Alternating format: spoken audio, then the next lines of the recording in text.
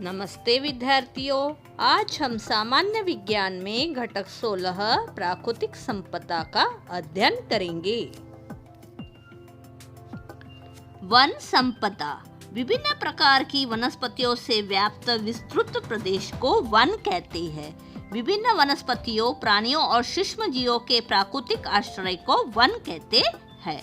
विश्व के कुल भूभाग का लगभग 30% भूभाग वनों से आच्छादित है। वनों के विशेष संरक्षक और उत्पादक कार्य होते हैं।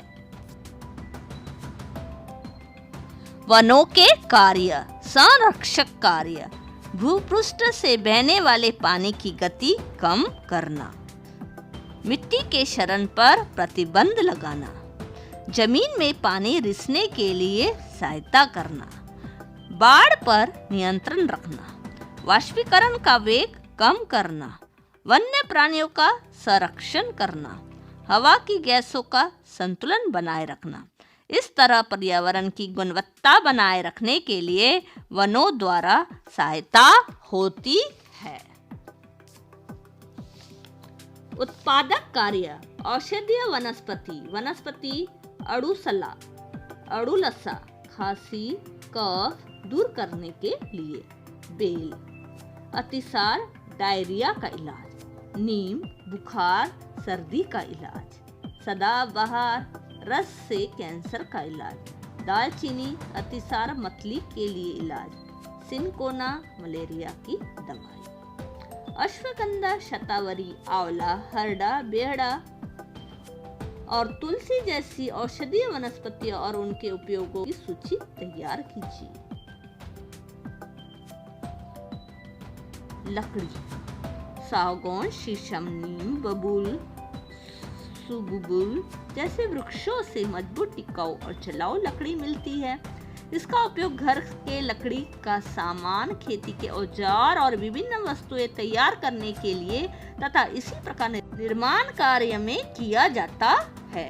वन संपदा से धागे, कागज, रबड़, गोंद और सुगंधित पदार्थ प्राप्त होते हैं। लेमन ग्रास, वेनिला, केवड़ा, खस और नीलगिरी से सुगंधित और अर्क युक्त तेल प्राप्त होते हैं।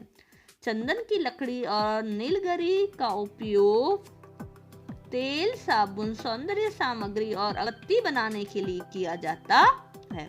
इसके अतिरिक्त विभिन्न फल, कंद, शहद, लाख, कत्ता और रंग जैसे अनेक पदार्थ प्राप्त होते हैं। वन संवर्धन कैसे करें? कम उम्र के वृक्षों को तोड़ना नहीं चाहिए। वृक्ष तोड़े जाते हैं तो उससे अधिक वृक्षों का रोपण करना चाहिए और उनकी देखभाल करना चाहिए। जंगल के उपयोग के बारे में कठोर बंधनों, कानूनों, नियमों का पालन करना चाहिए।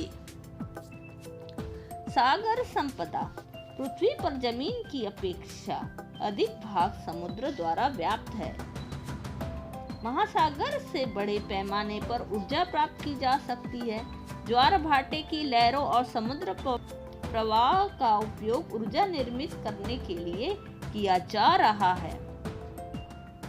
समुद्र के पानी में समुद्र की सतह पर, समुद्र की सतह के नीचे विभिन्न प्राकृतिक संपदा का भंडार है। समुद्र और महासागर से मिलने वाली इस संपदा को समुद्री संपदा कहते हैं। समुद्री खनिज और जैविक संपदा: वैज्ञानिकों के मतानुसार महासागर के पानी में घुलनशील अवस्था में अरबों टन खनिज है।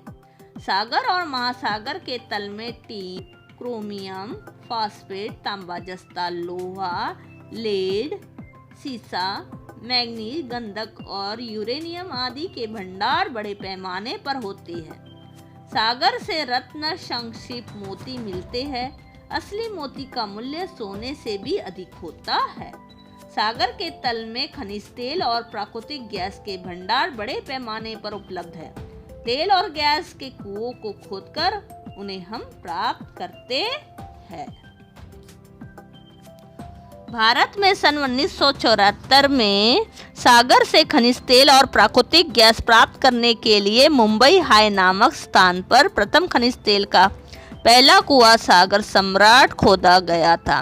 इस कुएं से मिलने वाली प्राकृतिक गैस पाइपलाइन द्वारा प्रवाहित करके उरन नामक स्थान तक लाई जाती है।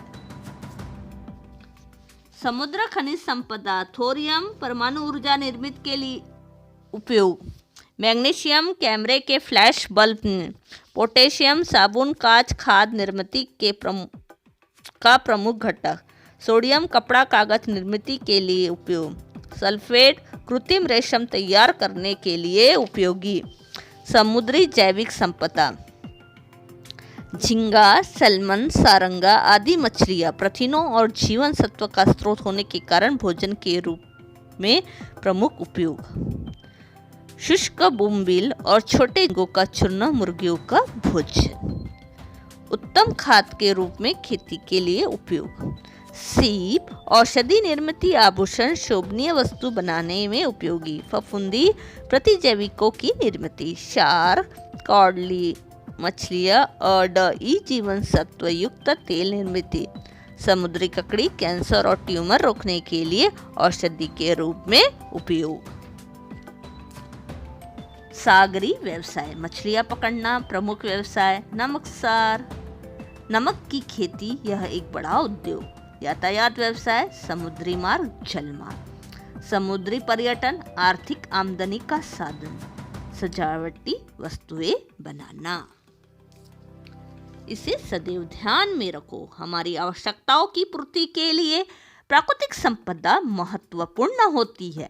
संपदा के कुछ भंडार सीमित है, अत्यधिक उपयोग करने के कारण उनके समाप्त होने की आशंका है। प्राकृतिक संतुलन बनाए रखने के लिए हमें प्राकृतिक संपदा के उपयोग पर नियंत्रण रखना चाहिए। धन्यवाद। लाइक, सब्सक्राइब और शेयर जरूर कीजिए।